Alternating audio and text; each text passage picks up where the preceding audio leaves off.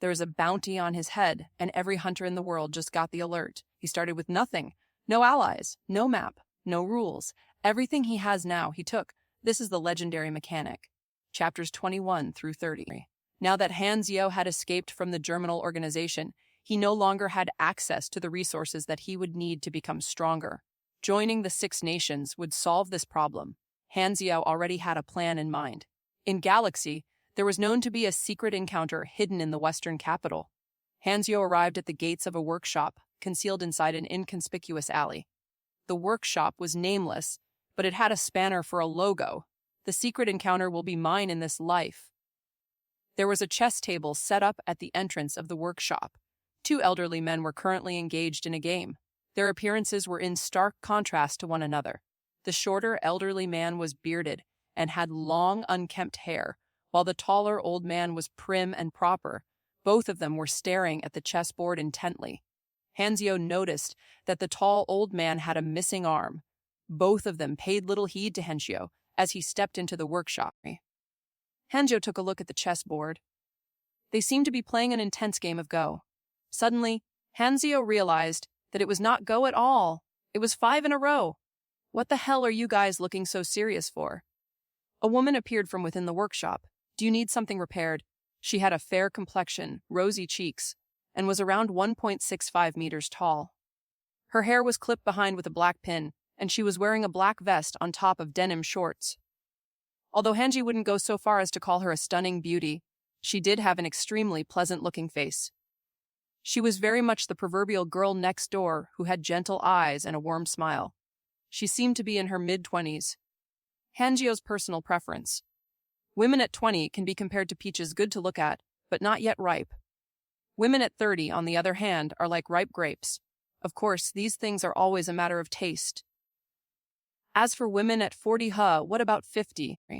50-year-old women cannot be described as fruits anymore. They are potatoes? May I know if this place needs an apprentice? Han Xiao asked. For some reason, the woman was overjoyed to hear his words. She hastily grabbed Han Xiao's eblo and pulled him in, as though afraid that he would change his mind.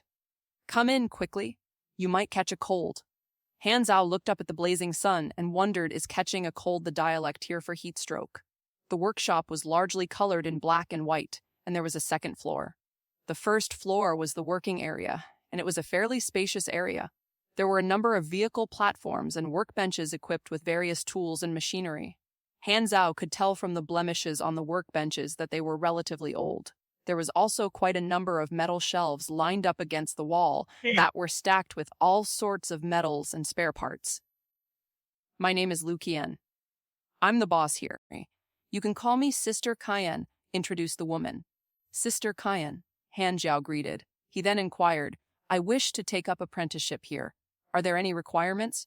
Tell me your situation, replied Lu Qian. Her first impression of Han Xiao was quite favorable. She particularly liked the dead look in his eyes. They made Han Xiao look like he was a bum. He will probably be content with a low wage, she thought to herself. I come from afar. My name is Han Xiao. I'm 21 years old, and I have some basic mechanic skills. You can call me Technician Han. Technician Han. A puzzled look appeared on Lu Qian's face. From afar meaning you're not a student of the Western Capital School. The Western Capital School was an elite school that only a select few could enroll in. It followed a special syllabus based on the knowledge given to Aquamarine by the Galactic Civilization. There, students were taught pugilist and mechanic knowledge. Many of its graduates went on to become important figures in Star Dragon. However, as less than 1 in 10,000 people possess superpowers, having guidance did not make it easier to awaken them. I've only learnt some basic mechanic theory, Han Xiao replied humbly. That's a pity bemoan Lu Qian. Sorry, I didn't mean it that way. She hastily added, it's fine. Anyway, I still need to test you. I do need a helper. But you will have to meet my criteria first. Lu Qian went to fetch a faulty household appliance back to test Han Xiao. Before Han Xiao could begin, the shorter old man at the chessboard suddenly spoke. Kid, why did you come here? Lu Qian frowned in puzzlement. Wasn't it just to find work? Han Xiao looked at the old man and replied, I'm just looking for a job. For some reason, his reply upset the old man, and he flipped the chessboard. I am the owner of this shop. Pass my test, and I will allow you to stay. Oi, old man Lu, you're being a sore loser again, erupted the tall old man. I have something important to do, stated old man Lu matter-of-factly. Shameless, replied the tall old man exasperatedly. Star Dragon's Strategic Defense Division, also known as Division 13. Han Xiao's mind was racing. Old man Lu was none other than the key character in the secret quest line, and Han Xiao had come here to meet him. However, what Han Xiao had not expected was running into the tall old man here. This old man was an important figure in Start Again, and Han Xiao knew that there was no point in trying to hide his identity from him. Han Xiao's original plan had been to gain Division 13's trust before revealing himself. He intended to do so by feeding them with anonymous intel on the germinal organization. However, that was no longer possible. To have to reveal himself to Division 13 so soon had certainly not been a part of Han Xiao's calculations, but Han Xiao was not rigid in his thinking. Since remaining hidden was no longer an option, he might as well reveal himself and demonstrate his value to them. Like they say, the enemy of an enemy is a friend. Han Xiao and Star Dragon shared common ground. Fortunately, he was now in the city. If he had been exposed before entering, it would have put himself in an unfavorable position to negotiate.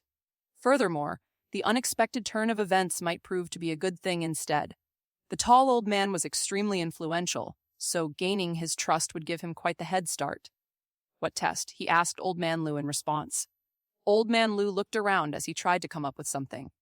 Suddenly, his eyes lit up. Pointing towards the tall old man's missing arm, he said, "Make him a prosthetic limb. If it satisfies him, you pass. Why drag me into this?" The tall old man was confused, but he quickly understood Old Man Lu's intentions from his subtle winks. "Grandpa, you're too much. What if you scare him away? Every day all you do is drink, play chess, and go for strolls. When was the last time you actually bothered to help out with the business? Can I even get a helper?" Lu Kaiyan was disgruntled, but her words fell on deaf ears. Old Man Lu ignored her as he looked at Han Xiao for a reply. For some reason, though, Han Xiao seemed amused. "Are you sure you want me to make a prosthetic arm that satisfies him?" he asked to clarify. "If you're scared, then leave." "I accept." Han Xiao happily agreed to the task. He still had the blueprints that sat gathering dust in his inventory. Not only was Old Man Lu's request too simple for Han Xiao, it even presented him with the opportunity to curry favor with the tall old man. For some reason, everything seemed to be going well for Han Xiao, as though someone was looking out for him. "You only have 3 hours? I don't have the time to wait an entire day." Old Man Lu snorted. "Grandpa," Luke exclaimed in protest. Creating a bionic limb was not a straightforward task. Measurements first had to be taken, followed by designing, and lastly crafting. Designing alone would take hours, and while using a workbench would speed up much of the crafting process, that would still take another 2 hours. It was completely unfair. However, Han Xiao was not flustered at all. He whipped out a measuring tape and asked the tall old man politely, "Senior, may I?" The tall old man removed his outerwear without fuss. He observed Han Xiao thoughtfully as his measurements were taken. To remain calm and confident despite being pressed so was praiseworthy, he thought. But why would the germinal organization lay $1 million bounty on him? Yes, the tall old man indeed recognized Han Xiao. The germinal organization's issuing of a bounty had caused a huge commotion in the underworld, and this resulted in Han Xiao's face becoming well known. Such news did not escape his ears. "Looks like there's some corrupt guards again," he concluded from Han Xiao's presence here in the city. Why did Han Xiao come to the western capital? Does he pose a threat to Star Dragon? These were the questions on the tall old man's mind. He decided to continue observing Han Xiao for now. While Old Man Lu did not know anything about the infamous Zero, he had his reason for wanting to chase Han Xiao away. A seasoned veteran himself, he was able to sense that Han Xiao had killed before. He simply wanted to avoid trouble where he could. "Looks like old Lu is leaving it to me," thought the tall old man as the pair exchanged glances. As soon as Han Xiao finished taking measurements, Lu Kan offered him her help. "Tell me your concept. We can draw up the plans together to save time." "No need. I already have the perfect design," declined Han Xiao unexpectedly. "Only 2 minutes." Lu Kan's eyes were wide with disbelief. "Your bragging might even reach the moon." Old Man Lu burst out in laughter. To come up with a complete blueprint in just 2 minutes was an impossible task even for him. What more a kid like Han Xiao? Han Xiao passed a list of the materials and tools he needed to Lu Qian, who swiftly went to fetch everything. However, she did not hold much hope for Han Xiao as the test was simply absurd and unfair. Han Xiao started to use the pressing machine to shape metals into shapes and parts. He planned to use an aluminum alloy as the core material of the arm, as aluminum alloys were light, yet sturdy, but also easy to shape. Having parts like screws, rivets, and chains readily provided saved him a lot of time, gave Han Xiao keen intuition for the composition of machines. For a second, it seemed to him like the parts themselves came to life, as though they were excited at the prospect of being assembled into a machine. A mechanic's affinity and skills with machines was extremely important. Each level improved production quantity, as well as crafting speed by 1%. A top-class bionic limb could be operated simply by thought and would be functionally indiscernible from a real limb. The prosthetic arm of the Winter Soldier was a strengthened version of such a limb. However, the installation of such a prosthetic would require surgery, as well as the control talents of and with cybernetics. It was possible to replace any part of the body, except the brain, with machines to turn a person into a cyborg that relies not on physical stamina and bioenergy, but modular upgrades and replacements instead. Although a cyborg wouldn't need to eat or drink to survive and could live much longer than a normal human, the loss of one's human senses would gradually make a cyborg susceptible to manipulation and eventually cause them to lose their sense of self. While this could be prevented by implementing thought programming and logic parameters to immunize one against external influences, they would then lose their freedom of thought instead. More advanced civilizations used this method to produce cannon fodder. A voice-controlled prosthetic could also be made with the control talent. Mechanics were a multi-layered class that was able to utilize all sorts of knowledge to create different versions of tools for the same purpose.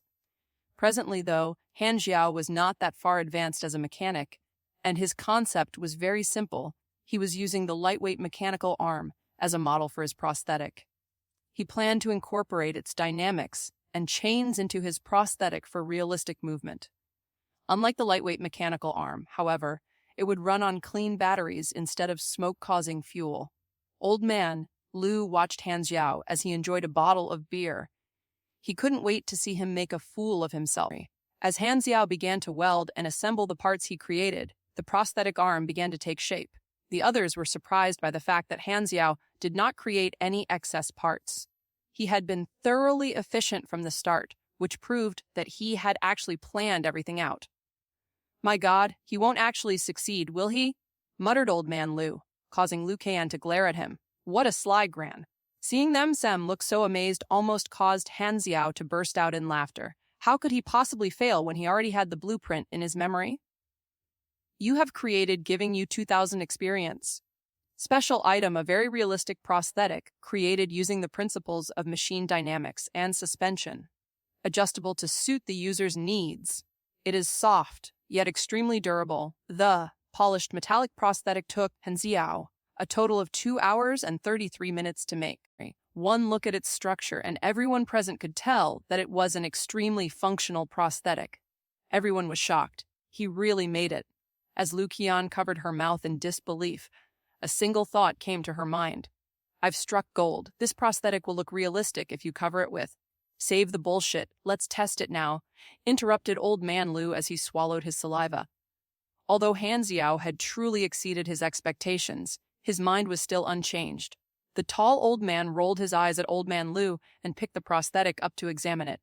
He instantly fell in love with it. It fit onto his stump extremely comfortably, unlike other prosthetics that had non-adjustable, rigid attachments. The reason that he did not like to wear a prosthetic arm was that they always got in the way of his movement. However, Han Xiao's creation did not give him this problem. It felt so realistic that when he moved it, it felt like he had grown back an arm.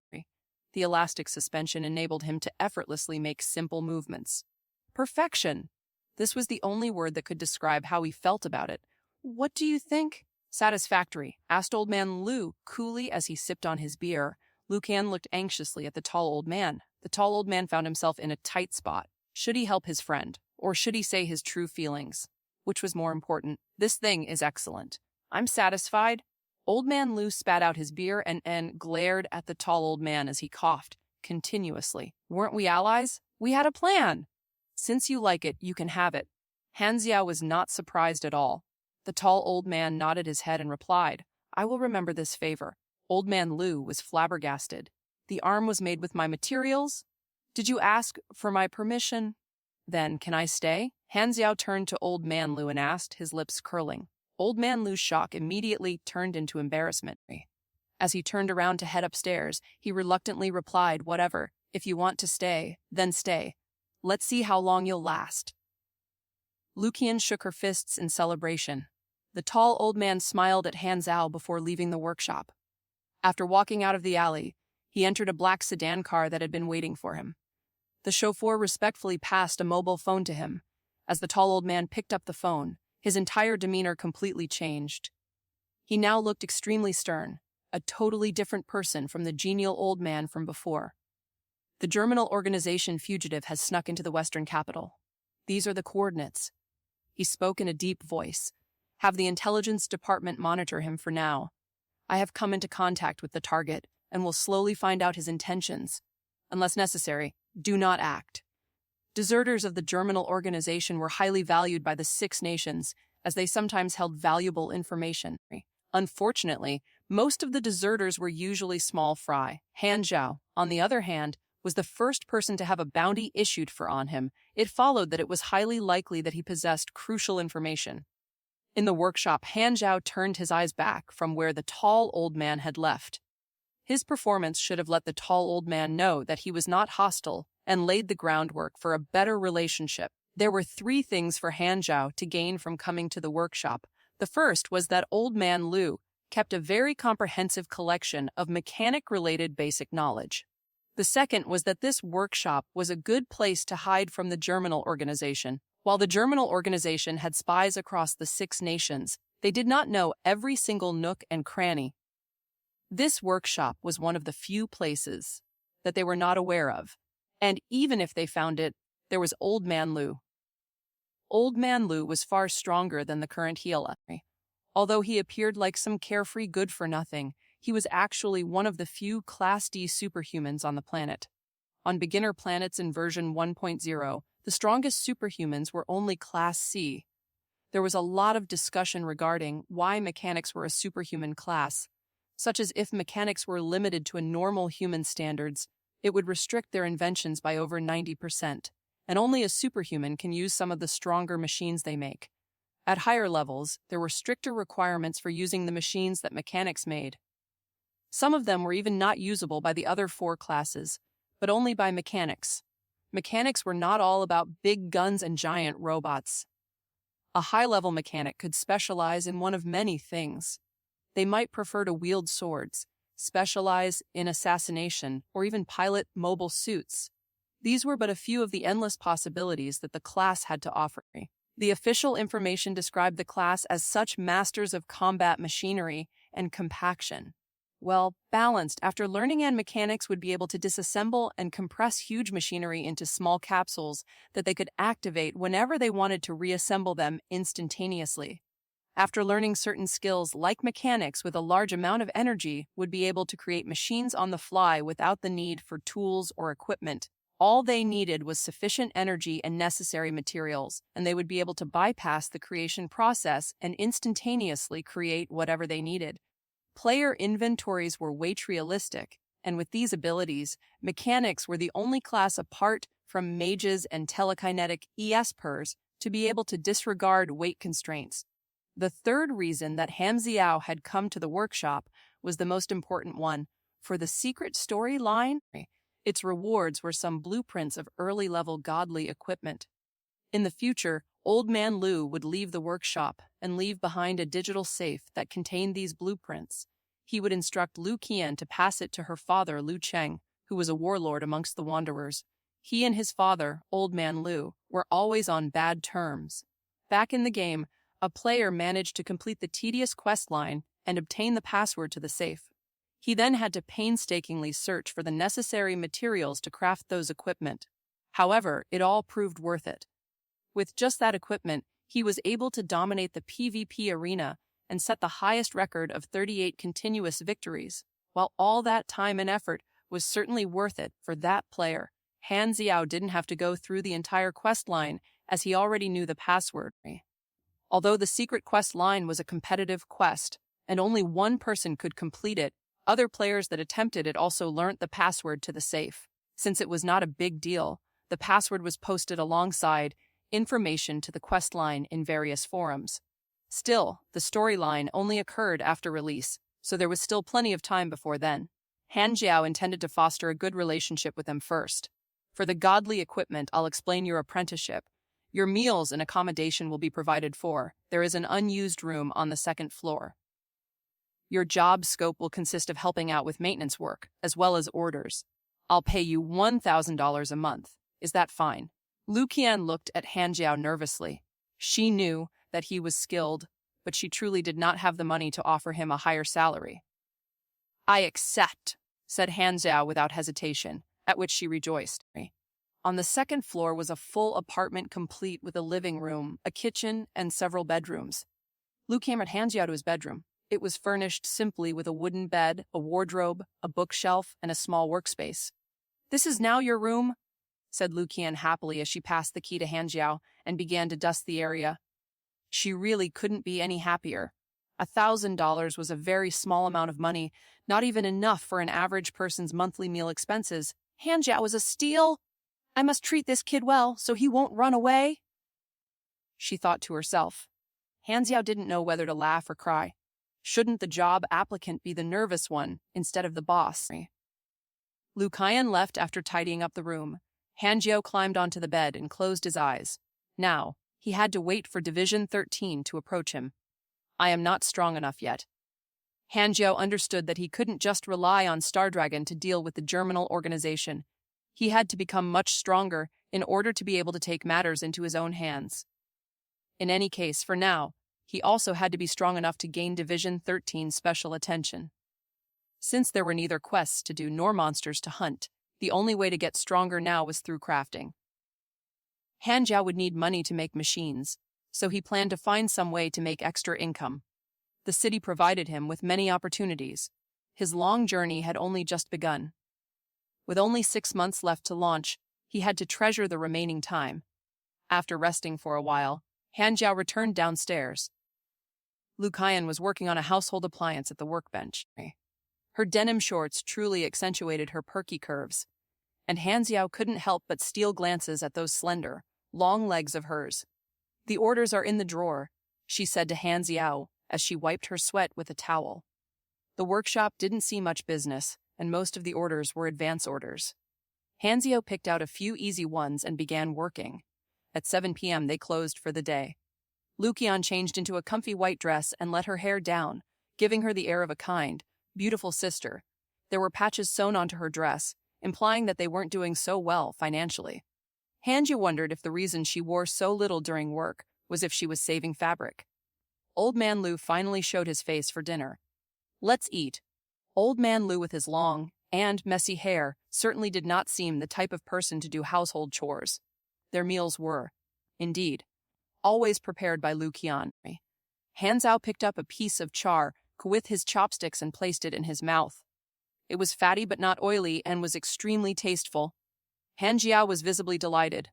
Delicious, right? Smiled Lu Qian in glee. Now this is proper food.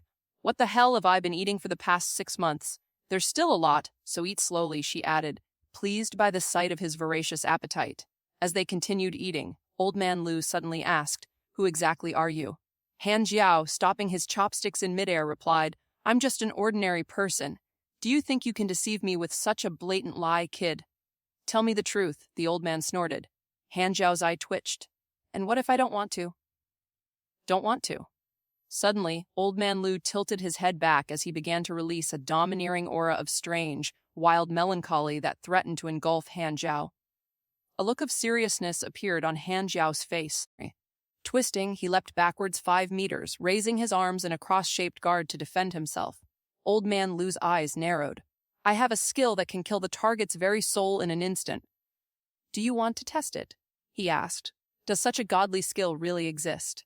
Hanzhou's face began to pale. The level of strength I have attained cannot be comprehended by the likes of you. Old man Lu snorted in reply. Suddenly, a black, stormy cloud arose from behind Lu Kaiyan. Lightning crackled and thunder roared. Wearing the same usual smile that she always displayed, she tapped the table with her chopsticks and ordered plainly, "Sit down and eat." The duo instantly returned to their original positions and continued eating as though nothing had happened at all. The western capital was vast, comprising of 8 districts and 3 citadels interconnected by military roads. District 1 was the central district and the western capital's seat of government. Regular citizens were not allowed inside. Although the 6 nations were united against the germinal organization, they still remained competitive with one another. After all, alliances were only temporary. The assassination of important figures occurred frequently amongst the 6 nations, and although they would always blame these incidents on the germinal organization or other dangerous individuals, the governments knew that 70% of them were each other's doing. The germinal organization, the Wanderer's Army, intelligence agencies and brokers, illegal arms dealers, individual criminals, mercenary assassins, hackers, and other kinds of shady groups comprised the planet's underworld. Dragonhorn Tower was the central building of the government, where the top brass operated from. Its walls were reputed to be strong enough to repel intercontinental missiles. The headquarters of a secret department was situated below Dragonhorn Tower. Beneath Dragonhorn Tower at an undisclosed basement level was the Star Dragon's Strategic Defense Division. Dozens of screens hung from the wall, displaying countless data and information. Intelligence agents typed away at their keyboards while even more bustled around. This place was the central network of the government, where information was filtered and channeled. Division 13 served not only as Star Dragon's ears and eyes, but also as a hidden knife. Reporting 0 has been located. A gentle-looking, bespectacled female secretary hastily knocked open the office door of the department's director. A stern-faced man was seated behind the desk. Drool could be seen on the corner of his mouth. "Speak," he said in a low voice. "Director, were you secretly taking a nap again?" The bespectacled secretary squinted at him. "Cut the crap!" The intelligence director glared back. "Talk. 0 is currently hiding in a machinery maintenance shop in District 7. The director swiveled away from his secretary and she could hear him sigh, in contemplation with his back face towards her. After a moment, he turned around to face her again and said, "The higher-ups want to adopt a friendly approach. You just turned back to wipe your drool. Right, I really regret promoting you." The secretary pushed her glasses up and ignored him. "How exactly should we proceed? Since 0 came to the Western capital alone, he must want to cooperate, activate protection protocol immediately. We must not let Germinal's agents learn of his presence here, have the hackers intercept any news of his trail and prevent leaks. Also, send an undercover agent to check him out. He might just be a spy they sent. Get confirmation before making direct contact. A traitor worth a $1 million bounty. There are 2 possibilities: either he possesses important information, or he possesses great power. For now, we are unable to ascertain how dangerous he might be, so proceed with utmost caution. I don't want a repeat of what happened with Black Spider. 2 streets bombed, yet we failed to apprehend him. I was scolded for 2 whole hours by the minister as a result of that. As the workshop wasn't that busy, Xiao had quite a lot of free time to look for the extra income he needed. Kiro Junkyard, the biggest disposal ground in District 7. Here, endless piles of trash were sorted out every day. This place fell under the territory of an underworld boss known as Big Raccoon. Where there is light, there will be shadows, such as society, and this holds all the more true in times of chaos. Although the Western capital was the main capital of Star Dragon, it was certainly not a holy sanctuary for the law-abiding. It was infiltrated with spies from other nations, and plagued by criminal networks and illegal businesses. Small-time bosses like Big Raccoon may have been infamous, but they were certainly not the key players. As Xiao entered the junkyard with a dust mask on, he was stopped by a few vicious-looking thugs. "Kid, you're in the wrong neighborhood." A bald, muscular thug blocked Xiao's path as he stared him down. To them, Xiao, with his small frame, looked like an easy target to bully. Xiao, unfazed, spoke, "I want to see Raccoon." The thugs instantly burst out in laughter. "We don't have time to play with you, kid. Run home to Mummy, or I'll break your legs, threatened the bald thug. Is that what Raccoon teaches his dogs to say? What did you say? The bald thug was enraged. He began to grab Han Xiao by the collar. Han Xiao looked back at the thug calmly as he squeezed his wrist. The pain caused the thug to let go of his grip, and when he looked at his wrist, he found that there were already bruise marks on them. Friend, which gang are you from? The bald thug's expression had changed to one of caution. Suddenly, he paused to listen to his receiver and stepped away from Han Xiao's path, saying, "The boss wants to see you." Han Xiao followed the bald thug and was brought to a resting area inside the junkyard, where a thin man sat cross-legged on a sofa as he enjoyed a glass of red wine. From his appearance alone, it was hard to believe that this man was the infamous Raccoon who ruled the District 7 underworld. "I heard that you want to see me. What's your name?" he casually asked. "Technician Han," answered Han Xiao. The Raccoon sneered. "You should know what will happen to you if you're just wasting my time." The reason why he had agreed to letting Han Xiao in was that he was curious to see what business a snotty-looking brat had with him. Suddenly, Han Xiao reached out to steal the bald thug's gun. The bald thug felt a tug at his waist and turned around, but it was too late. The grunts behind Raccoon hastily drew their guns. "What's the meaning of this?" he asked nervously.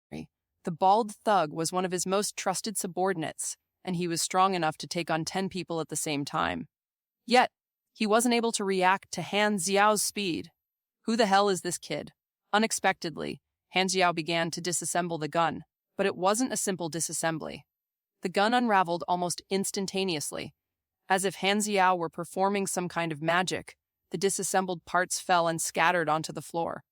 "Firearms are a sure profit. I can help you manufacture them in exchange for a little bit of compensation. This kid can make guns." Firearms were hot in demand in the black market. Using a gun and making a gun were two completely separate concepts.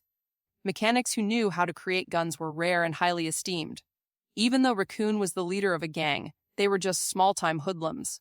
To be able to find a mechanic willing to make guns for them was inconceivable. Yet, here Han Xiao was. "This is my chance," thought Raccoon. "What arrangements do you have in mind?" "I will make a list of materials and parts for you to gather. Manufacturing and assembly will all be done by me. I'll come here to work for 2 hours every morning. I want $1,500 per gun and freedom to take anything I want from this junkyard." Hanzhou had already thoroughly analyzed the Germinal organization's guns. He was now able to easily make simple guns. "Since I'm providing the materials, $1,000 negotiated Raccoon. Hanzhou instantly turned around and began to walk away. This caused Raccoon to become flustered. He had only been trying to test out Hanzhou to expect such a big reaction. "Weight will follow your charges," he hastily said. One handgun was worth $3,000 to $4,000 on the black market. Han Jiao's asking fee was still quite reasonable. "Get a workbench ready, along with the materials. I will come from tomorrow onward. I'll go check the junkyard out now." A skilled craftsman always retained the power to dictate his terms. Hanjiao knew full well his own value. Furthermore, his true strength and identity was a mystery to them. This gave him the complete upper hand. Hanjiao salvaged quite a number of parts from the junkyard before leaving. As he left, he noticed that someone was following him. Clearly, Raccoon was trying to find out more information about him. However, for Hanjiao, shaking him off, the thug was an easy task. Division 13 will learn of my mechanic skills, thought Hanjiao to himself. The fact that he was working with Raccoon would definitely be found out by them. In any case, it was a way to demonstrate his abilities to them, plus he also needed the opportunity to craft machinery for experience. The reason he had chosen Raccoon was due to the junkyard's proximity. When he returned to the workshop, Lu Kaiyan questioned his whereabouts. "I went to the junkyard," said Han Xiao, pointing to the big bag of spare parts in his hand. "The junkyard. That place is not safe. Don't go there in the future." Lu Kaiyan wasn't really concerned with what Han Xiao did in his free time as long as he did his job right. In fact, she had a soft spot for people who did not demand high pay. Han Xiao put the spare parts aside and summoned the interface. He still had a lot of unused talent points, and he decided he would dump all of them into the 2 unlocked arms talents. This workshop was a treasure trove of mechanic knowledge. It was one of the best places to level up as a mechanic. Han Xiao went to look for old man Lu to borrow some of his books. He found him cooped up in his room as he expected. I wish to borrow some mechanic knowledge books. Go away, you. There's not a single book for you here. Don't be so petty. Think of it as investing into a promising young man and nurturing him. It seems like you are more thick-skinned than me.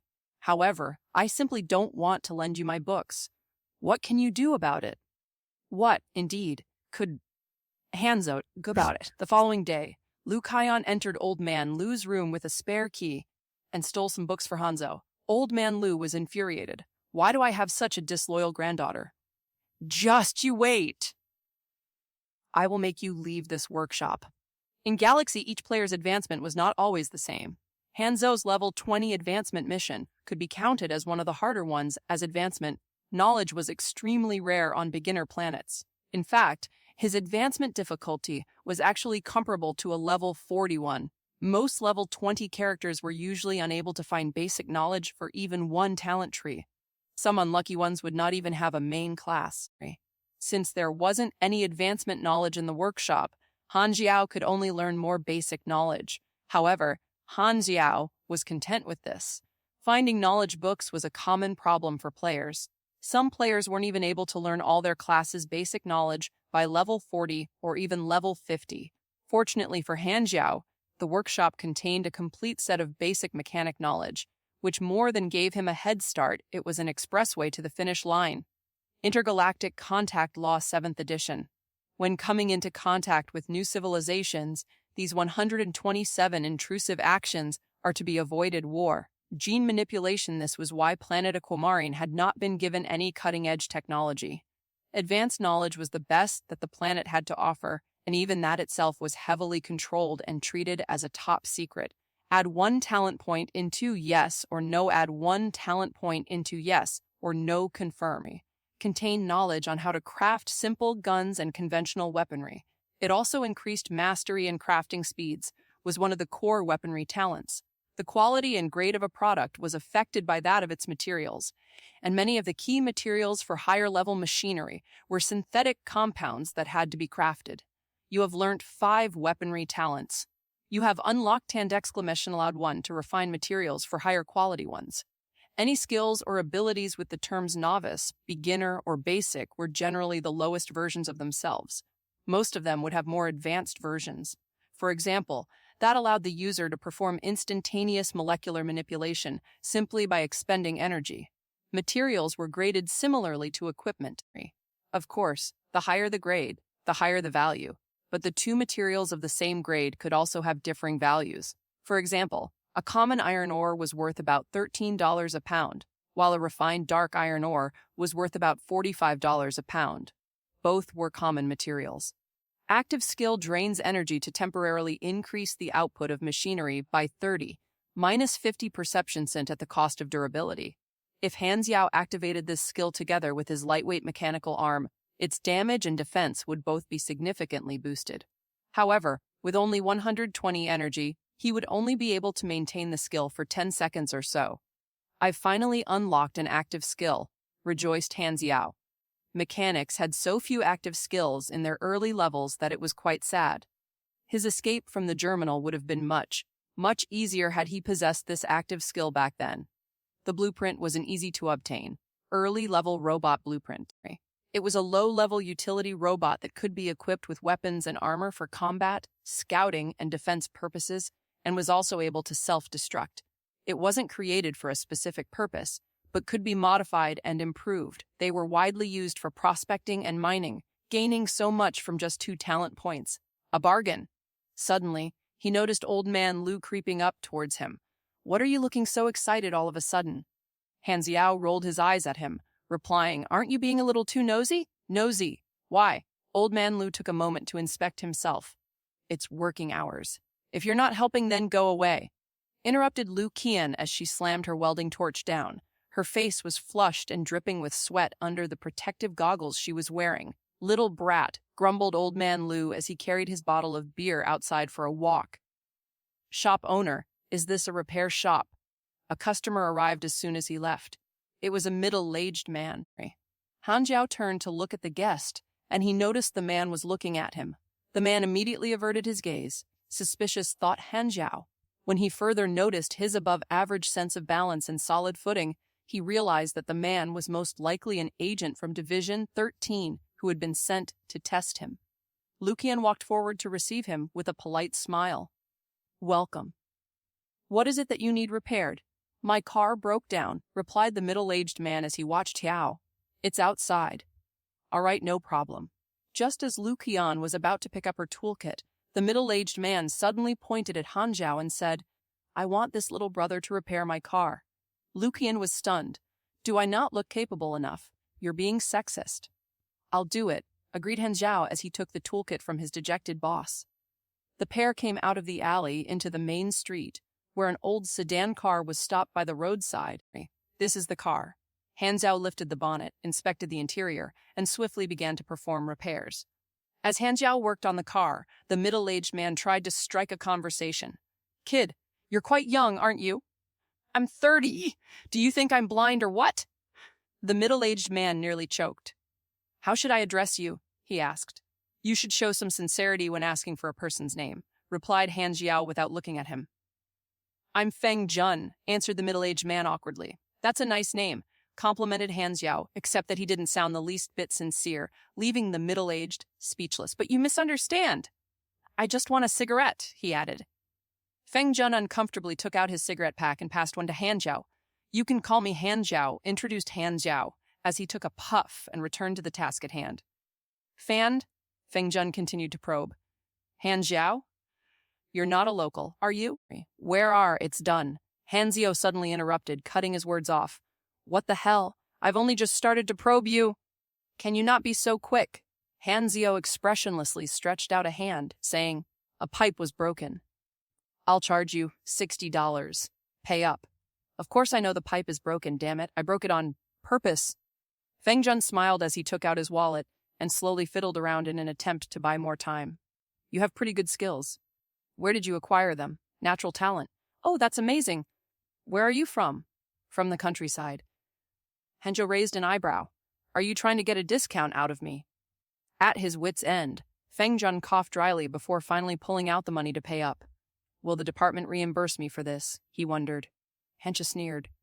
"I thought it would take you another hour to find your money. How big is your wallet?" As he whistled whimsically, he proceeded to pack up and headed back to the workshop. When he left, Feng Jun cheerlessly made a phone call. Initial observation concluded. The target is a mechanic and his threat level is still an uncertainty. Duration of contact was 4 minutes and 38 seconds. The target named himself as Han Xiao. I suggest proceeding with more testing and to avoid direct confrontation. My analysis of his character. Yes, extremely annoying. The next couple of days went by peacefully.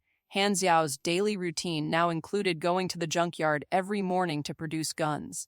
He was paid in cash daily after each session and was able to salvage a number of spare parts for creating the rover. He had already begun to craft some of its parts, but was holding back on assembling it. Old Man Lu would occasionally lurk around to spy on Han Xiao as he worked. He was trying to figure out Han Xiao's background from his craftsmanship. However, because Han Xiao was self-taught, his efforts were in vain. The tall old man frequently came over to compete with Old Man Lu at 5 in a row, which Han Xiao found hard to understand. Is 5 in a row that fun? The tall old man also gradually began to converse with Han Xiao more, and Han Xiao was more than happy to entertain him. Everything was going according to plan. For mechanics, crafting rewarded the most experience, followed by enhancement, repairing, and lastly, assembly.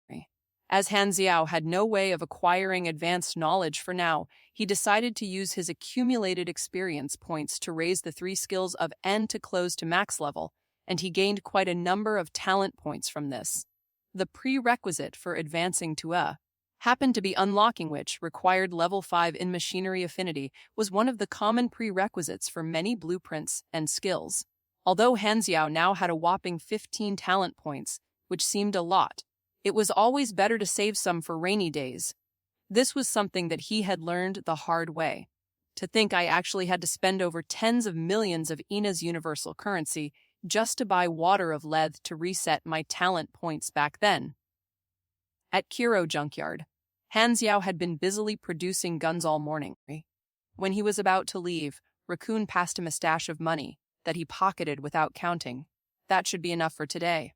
I'll make a move first, said Han Xiao. Thank you for your contribution. We don't need any more guns for the time being. However, our deal is still valid. You can continue to salvage any junk parts.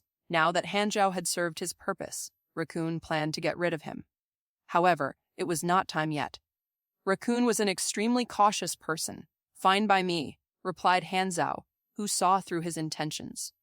He left the junkyard, remembering to make a few extra turns to shake off his tail before coming to a large mechanic market. This market was popular among students from the Western Capital School and the mechanic school due to the variety of machine parts and metals it offered. Han Xiao spent all of the 70,000 aquamarine dollars that he had earned to buy the remaining materials that he needed for both the rover as well as another lightweight mechanical arm. After obtaining the materials, he returned to his room to continue working on them. A few days later, Han Xiao had finished crafting all of the rover's parts, and he was now assembling the robot in his room 1.2 meters tall and armor-plated to protect its interior. Its top half was the shape of a person, except that it didn't have a neck. It ran on a basic integrated circuit.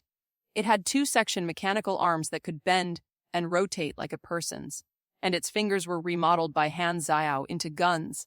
Its torso could also rotate 90 degrees and was inlaid with magazine compartments. Instead of legs, it moved on tank tracks.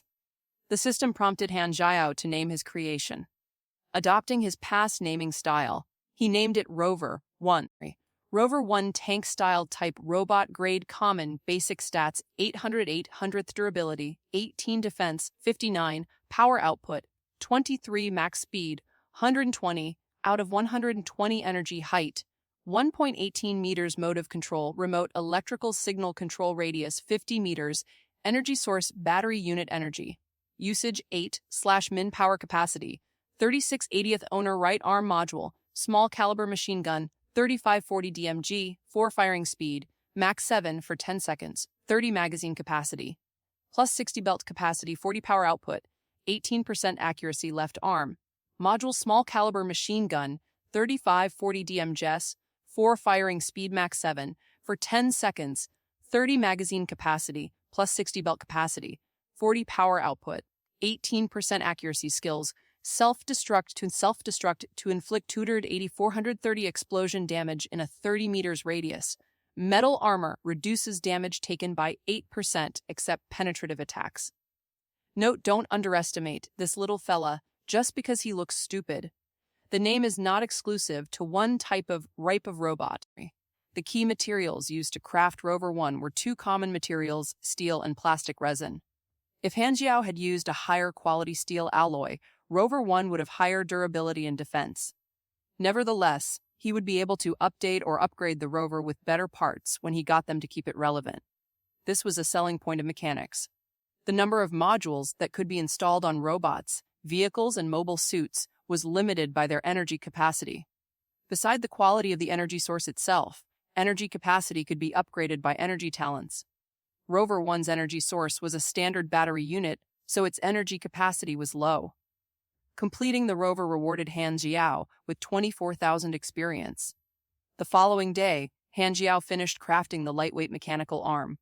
His second lightweight mechanical arm was still a left arm, like before.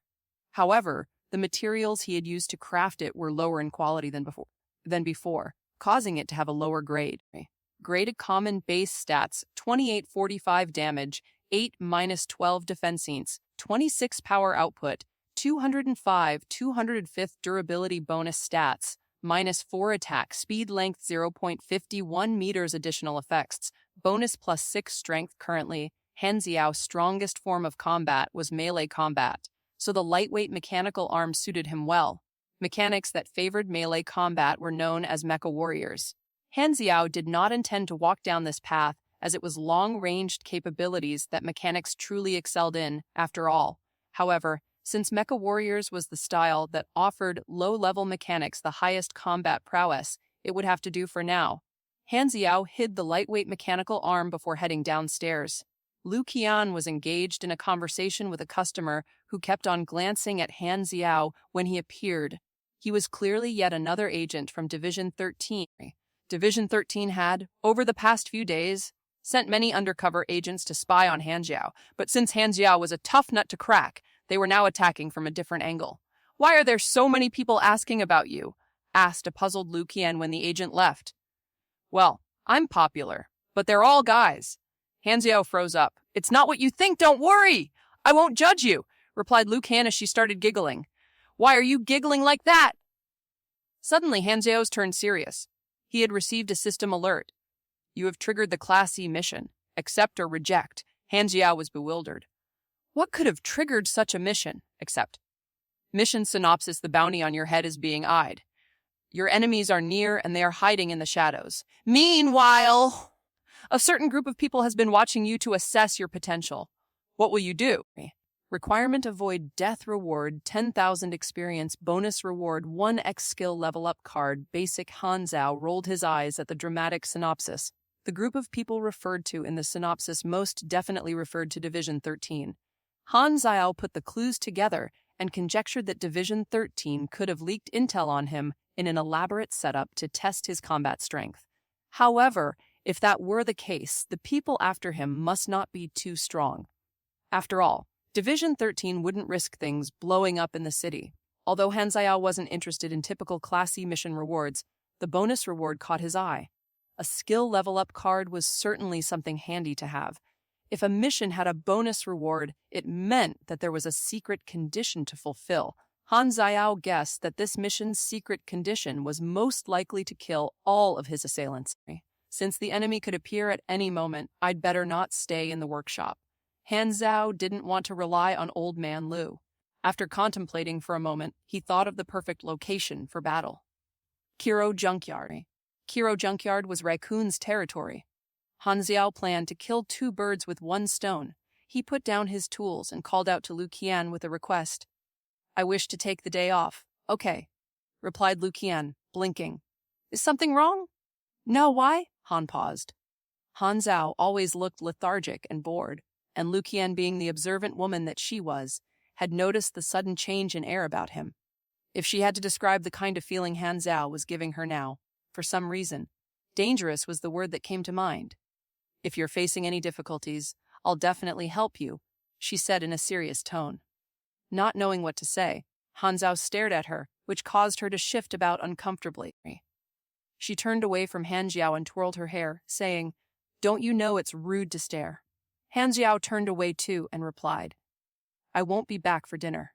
I was actually thinking of letting you try my latest creation, black pepper pineapple baked ribs stew with parsley," responded Lu Qian dejectedly. Han Xiao shuddered. "What kind of cuisine from hell is that?" Han Xiao returned to his room to get ready. After a short while, he headed out with a backpack and a trolley. "Boss, is that kid the target?" A man wearing shades was tailing Han Xiao. Every time Han Xiao turned back, he would instantly vanish by making use of his surroundings, be it a public phone booth or a magazine stand. He was clearly a professional. He was using the mini receiver in his ear to communicate with his partner, who was hiding in an old van 2 streets away.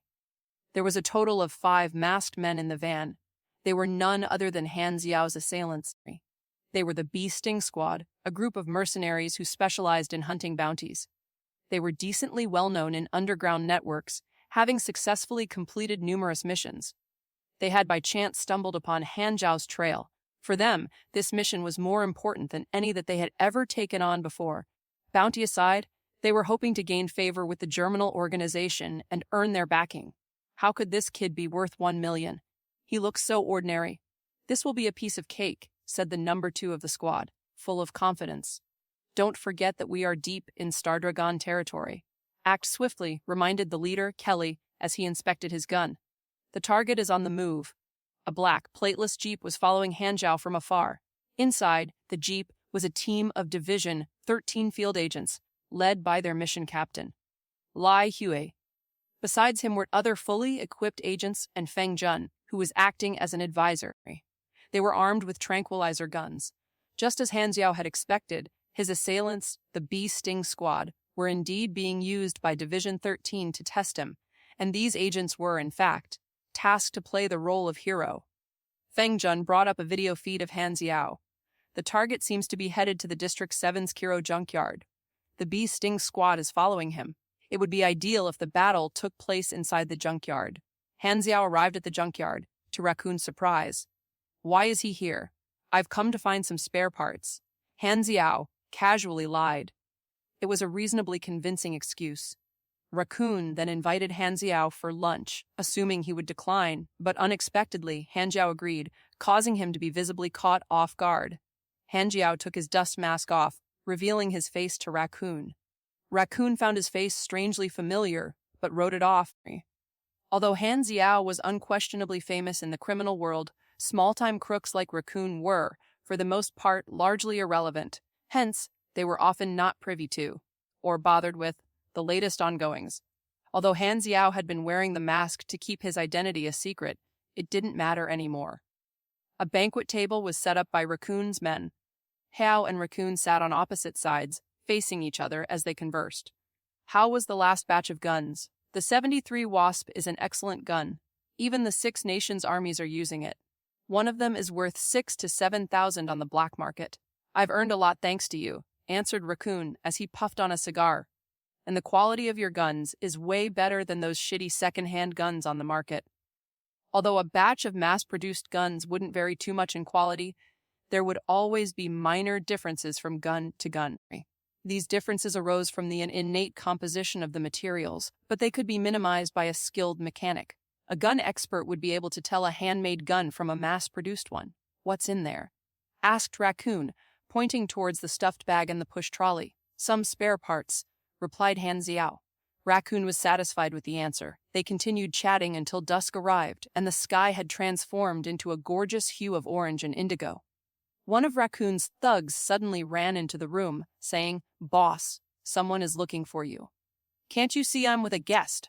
replied an irritated Raccoon. The thug whispered a few words into Raccoon's ear that made him look at Han Xiao contemplatively. He then got up from his seat and smiled at Han Xiao. "Please excuse me for a moment," he said before leaving. Han Xiao narrowed his eyes. "Something's up. Half an hour ago. Cousin, I traveled all the way here just so I could enjoy a good life under your care. Please don't abandon me," pleaded Maji as he chased after a young man. He had come to the western capital intending to join his cousin's gang, but his cousin had deemed him unworthy and given him a janitor's position. Obviously, Maji wouldn't settle for it. But what else could he do but beg? "I've told you before. Don't call me your cousin," barked the irritated young man. Of course. My bad. I'll slap myself," replied Maji, after which he actually slapped himself. "Just look at how pathetic you are. I let you watch the door precisely because we are relatives. Do you know how many wanderers out there have only spoilt food to eat? I'm going to see a big shot now. Don't follow me." "Big shot?" Maji's eyes lit up. "Who?" "The boss of District 7, Mr. Raccoon. Each district other than District 1 has an underworld boss. Do you know how powerful they are?" Before the pair realized, they had arrived at the entrance of the junkyard. Maji tried to follow him in, but the young man glared at him, causing him to give up.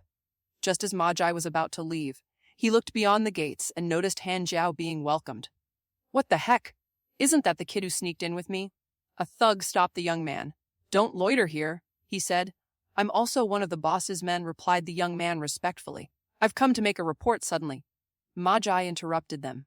"Who is that guy?" he asked, pointing at Han Xiao. "Who gave you the right to talk?" snapped his infuriated cousin, who motioned to slap him. However, the thug stopped him.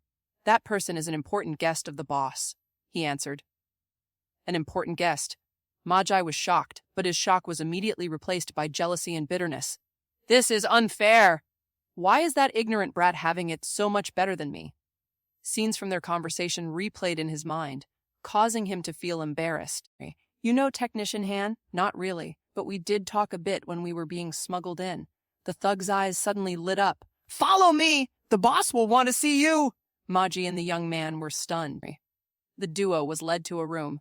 "What do you want from me?" asked Mog nervously. "Relax. It's nothing.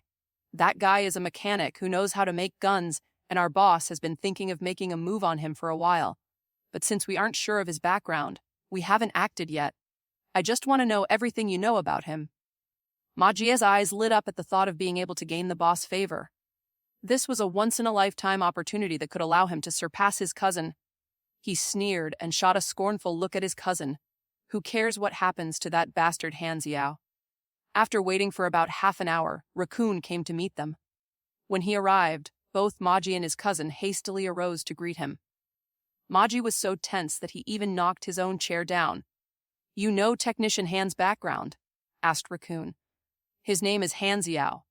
He's a wanderer who snuck into the city with me. It was his first time coming here. He has no relatives. That's all. Raccoon's eyes twitched. The sight of the boss' displeasure made Maji think harder to recall something. Oh right, he was empty-handed when he came here. His clothes were also extremely tattered and he looked like a nobody. Very good. Raccoon turned around and left. Anything for you, boss, cried out Maji after him. Raccoon paused and turned around to look at him. I like you. Join my gang. Maji's eyes widened with joy. I've hit the jackpot. After Raccoon left, Huang Mao began to fawn all over Maji. Their roles were now reversed. Maji, please take good care of me in the future. What did you just call me? Scoffed Maji Ku cousin. Both of them sure were shamelessly quick to adapt. Maji put his arm around Wang Mao's shoulders gleefully. Brother, may I know what boss intends to do with Han Xiao? He asked the thug. Isn't it obvious? We'll force him to spill out the blueprints for the guns before silencing him. That's good then, replied a relieved Maji. Less than 3 minutes later, Raccoon returned to the banquet hall. Han Xiao had left all the dishes untouched. Raccoon smiled. Han Xiao, right. Looks like you found out my name. Sensing the calm before the storm, Han Xiao stealthily reached for the lightweight mechanical arm in his backpack. Click! He equipped it. Although he had already intended to do battle from the start, Han Xiao still remained as vigilant as ever. He had learned the importance of vigilance the hard way back in Galaxy, but that's a story for another time. Raccoon began tapping his fingers on the table. Hee, I've always been curious about your true identity, but it turns out that you're just a wanderer. I must say, you have indeed been very cautious all this time. So what? Raccoon's face darkened. Do you understand the situation you're in? Hand over everything you know about making guns. Why so cold? Cold. We were nothing more than business partners. Would you believe me if I said that I can slaughter all of you if I wanted to? Han Xiao smiled tauntingly. Raccoon snapped his fingers as he sneered. In an instant, the 4 thugs around him were pointing their guns at Han Xiao. Did you think that I wouldn't be prepared? What a joke. All of these guns being pointed at you were created by yourself. Other than Raccoon and the 4 thugs across the table, there were 2 more men standing guard outside the room, and there was little space for Han Xiao to maneuver in the compact room. Even if I tell you, you will still silence me. Raccoon laughed coldly. It was exactly as Han Xiao said. I do hope that you cooperate, though. At least it will save you some suffering. And if I don't, I have some men who are good at things like torture. You will talk eventually. Suddenly, the air about Han Xiao changed as he decided to drop the facade. Do you actually think that you have me cornered? The sudden change alarmed Raccoon, but he shook his head. Even if you do have some kind of trump card in that bag of yours, do you actually think you can move faster than a bullet? What if I told you that there's powerful explosives in here? Raccoon laughed. Maji's appearance had been, without a doubt, a coincidence. How could Han Xiao have made preparations? Who was he trying to fool? I don't know who the person who told you about me is, but he obviously knows very little. Why don't you try checking the underworld network to see the latest bounties? Raccoon frowned. How can Xiao remain so calm, and what was he playing at? Although Raccoon did have some power in the Western capital, he was actually just a small-time hoodlum in the grand scheme of things, too insignificant to partake in the matters of the underworld. Hence, he paid little attention to such matters. He must just be trying to buy more time. Why should I even listen to him? Since you don't believe me, wanna bet? Life is always full of surprises anyway. Now that I notice, this room is pretty small, isn't it? Perfect for an explosion. First comes the blast, followed by the shrapnel. Then this entire place will be razed to the ground. But I guess that's fine, since we'd all have died in the initial shrapnel enough. I have no time for jokes. Stand up or I'll fill you up with holes. Han Xiao shrugged his shoulders, sighing. Can't we talk things through? Fine, I'll give suddenly. As the last rays of sunlight dissipated, darkness descended. Han Xiao had been waiting for this. Vroom. The mechanical arm roared to life, shredding the backpack apart. Han Xiao flipped the dining table, sending pots and plates smashing into Raccoon and the four thugs. Talk things through? Ha! As if! There were four thugs in front of him and two behind. Han Xiao knew exactly what he had to do. He picked the table up to use as a screen and charged forward like an unstoppable juggernaut, holding the mechanical arm up in front of him. Crash! The four thugs were knocked aside like flies. Fire! Screamed an enraged, bloody-faced Raccoon. The two remaining guards began to fire. Bullets clinked and clanked onto the mechanical arm, causing its durability to plummet. A bullet found its mark, hitting Han Xiao in his shoulder and doing 16 damage, dyeing his shirt with blood. However, all it did was give Han Xiao an itch. Han Xiao's pain tolerance was extremely high, and his solid muscles halted the bullet. Han Xiao smashed the mechanical arm into one of the thug's chest. One loud thud, and he exploded on the spot. He then proceeded to yank the other poor thug up to use as a meat shield against the four thugs who had gotten back up and were firing at him. Gathering all his strength, Han Xiao ripped out the door from its bolts and threw it at them before running out. Chase, barked Raccoon. Dozens of thugs throughout the entire junkyard were alerted by the gunshots, and they were rushing over to help. Kiro Junkyard was Raccoon's main base, and Han Xiao had to tread carefully to avoid being surrounded. He looted a gun from one of the thugs he encountered, which made things easier for him. With his fast reflexes, as well as to help autocorrect his shots, Han Xiao was able to always have the edge against the thugs in the battle of guns. If he encountered a group of them, he would tumble and duck and fire lethal shots, as he evaded. The only limitation that he faced was ammo, so he would loot their magazines after each wave. The trail that Han Xiao left behind was bloody and littered with corpses, and Raccoon could hardly believe what he was seeing. Han Xiao had effortlessly taken out over 20 of his men single-handedly. However, there were indeed way too many thugs converging on Han Xiao, making it hard for him to take the initiative. Han Xiao hid behind the vehicle frame of a scrapped sedan as dozens of guns were fired in his direction, their muzzle flashes lighting up the night. The bullet storm was deafening, making it hard for Han Xiao to even hear his own breath, and it was extremely difficult to return fire. Good thing that this is my territory. No matter what, he can't possibly make it out of this alone. Raccoon was seething with rage. I will make him regret ever being born. Suddenly, something unexpected occurred. Bang, bang, bang, bang, bang. A submachine gun was being fired from the side of the battlefield. The thugs began dropping in numbers as their screams filled the air. Bee-Sting's squad was entering the fray. Under the guise of nightfall, they instantly overwhelmed Raccoon's inexperienced thugs. Where did these mercenaries come from? Raccoon was scared shitless. Are they after me? However, the mercenaries suddenly changed direction and advanced towards Han Xiao instead, ignoring him. These mercenaries are after him. Raccoon stared at the unfolding events in disbelief. As a villain himself, he understood the simple fact that the stronger a person was, the stronger his enemies. The fact that these mercenaries were willing to risk exposing themselves in the capital to go after Han Xiao meant that Han Xiao must not have been an ordinary person. He thought back to Han Xiao's words. Why don't you try checking the underworld network to see the latest bounties? He wasn't just talking big. Who exactly is he? That's the sound of submachine guns. His mission target had appeared. Han Xiao was able to sniff out the Bee-Sting squad's location from their muzzle flashes.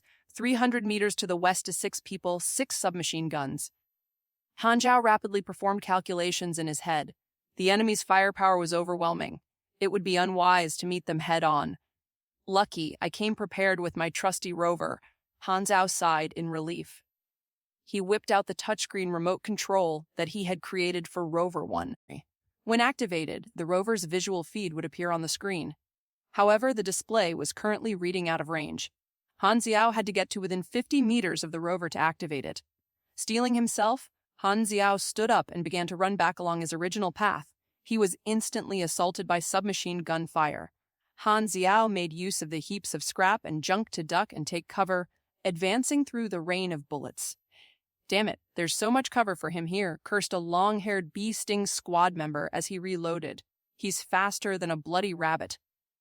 Although their original plan had been to assassinate Hidao, They had decided to take advantage of the ongoing fight between him and Raccoon to mask their intentions. "He's already exhausted. Go in for the kill," Kelly shouted out. After the earlier bloodbath, all of Raccoon's men were either dead or had lost all morale and were unable to fight. Seeing Han Zhao running so desperately emboldened the bee sting squad, and they gave chase. While he ran, Han Zhao suddenly sensed danger and ducked down. A bullet narrowly missed him, severing a strand of his hair. After sliding under 2 more scrap cars, he finally came in range with the rover. Connection successful. Activate. In the resting area, amidst debris and dust, the cloth cover on the push trolley suddenly began to vibrate, and 2 red lights appeared from beneath it. The rover's eyes. The rover's engine started to whirl, and its wheels began to rotate as Han Xiao piloted it out of the resting area. At this point of time, the bee sting squad had come extremely close to Han Xiao. Rover 1's defenses were not strong enough to take on the collective fire of 6 submachine guns, so it would be too risky to send him in head-on. The sole edge that Han Xiao had over them was the element of surprise, as they would never imagine him to have a robot as a reinforcement. Han Xiao surveyed his surroundings to find a suitable spot for an ambush. He found 2 scrap cars along the bee sting squad's path that were angled in such a way that the bend they formed provided a spot of concealment. Han Xiao piloted the rover to hide inside the bend. The noise from Rover 1's engine was masked by the ongoing chaos, and only Kelly suspected that something was off. The instinct that he had acquired from surviving through numerous life and death encounters told him so. Pausing, he said to his team, "Something doesn't feel right here." "What did you find?" asked the long-haired man. "That's the thing. I don't see anything." "Well, it can't be. The target is already cornered. He's dead meat." At this exact moment, his squad entered Rover 1's shooting range, and Han Xiao was quick with the command. Doo-doo hell rained upon them from Rover 1's fingers. The entire squad was wiped out on the spot. "Your machine, Rover 1 tank style, has killed a mercenary. You have gained 800 experience? Your machine, Rover 1 tank style, has killed a mercenary? You have gained 800 experience? Your machine, Rover 1 tank style, has killed a mercenary? You have gained 800 experience?"